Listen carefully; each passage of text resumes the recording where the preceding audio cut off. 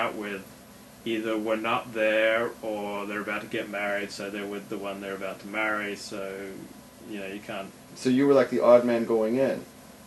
Yeah, like people who I expected to come didn't show. Oh, okay. So, like, normally I have like a few close friends. I wrote about this in my journal because, like, for me the most thing that primarily determines my happiness is not the quality of the sessions, but the quality of my interactions with people. Right, that's understandable. So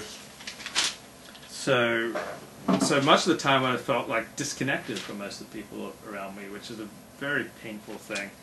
But then I really hit it off with this Amy Jo Levine, like this professor. I had such an intense connection with her, and with, you know, 2 or 3 people I had like this intense, powerful connection. So it made me think, no, okay, you're not a total loser who's incapable of connecting with other people. You can, but it's just a very tiny group of people that I can connect with.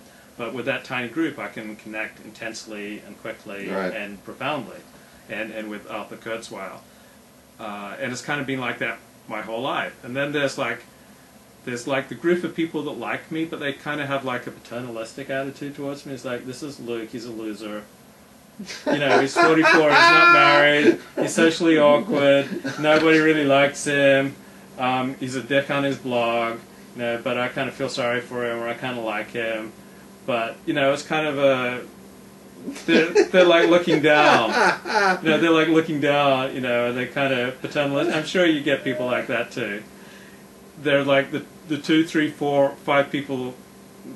I'm exaggerating. There weren't 5 people that I connected with intensely. There are 3 at the most.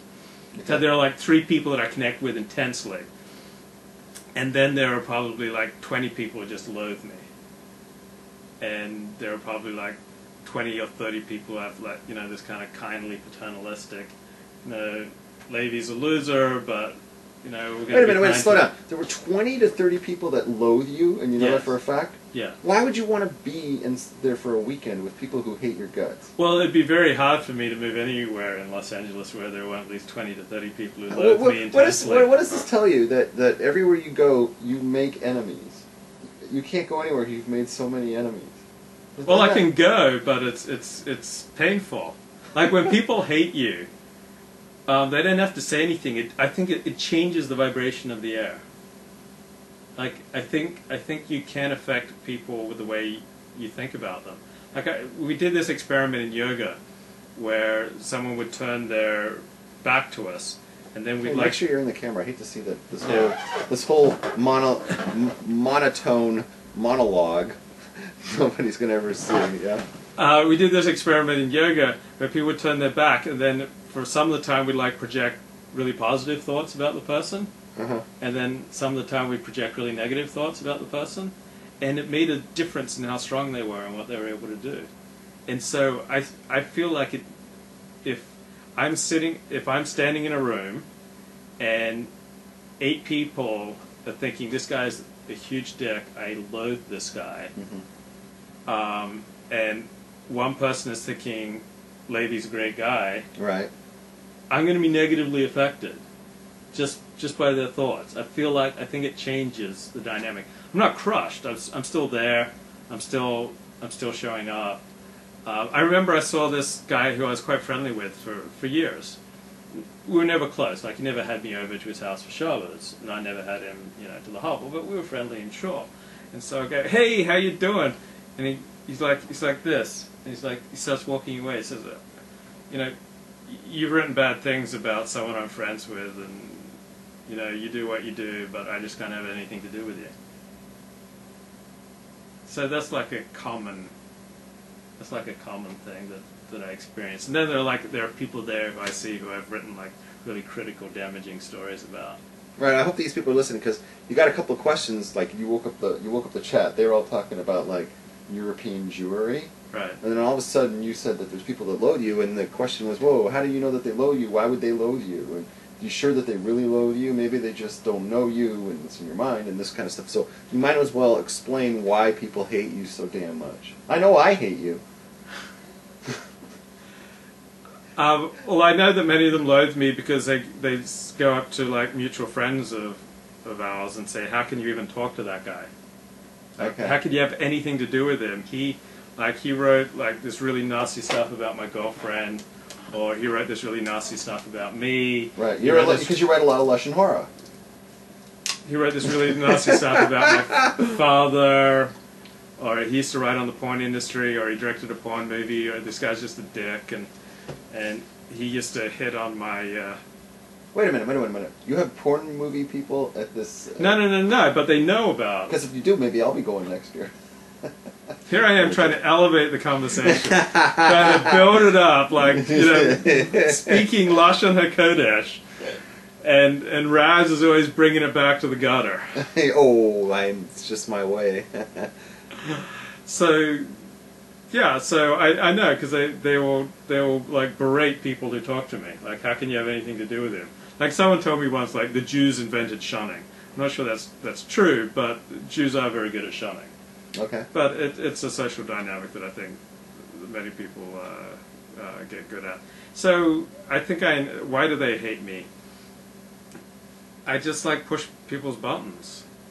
Okay. Because there are some people who just like really love me, but a lot more really hate me.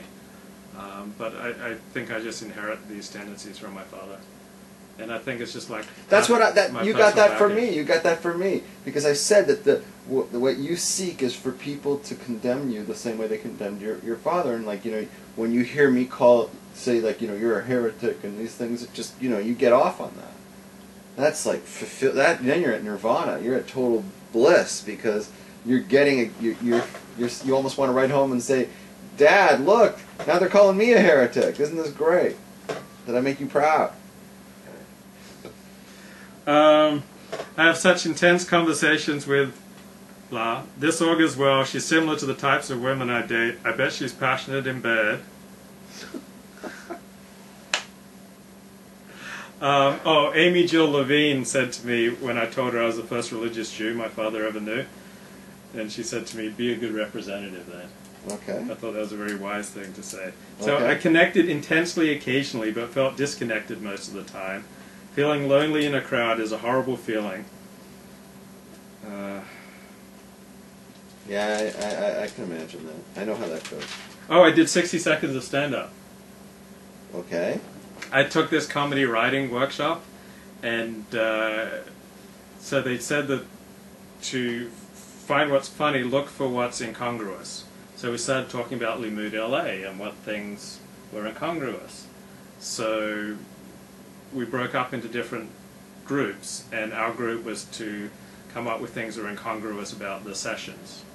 Well, I think the idea of calling it LimmudLA but having it down in Costa Yeah, is yeah, the yeah, first that was- contradiction. yeah. I think that's the first contradiction, yeah? So There's no hotels in LA. They had to go, 60 miles south. I mean, what's that about? Telios says this self-pity is making me feel menopausal. Who said that? Telios. So you know who that is, then? No, I don't. Oh, okay. So here I'm going to do my 60 seconds of stand-ups. Oh, no, you're going to force everybody out of the room. Okay, go for it.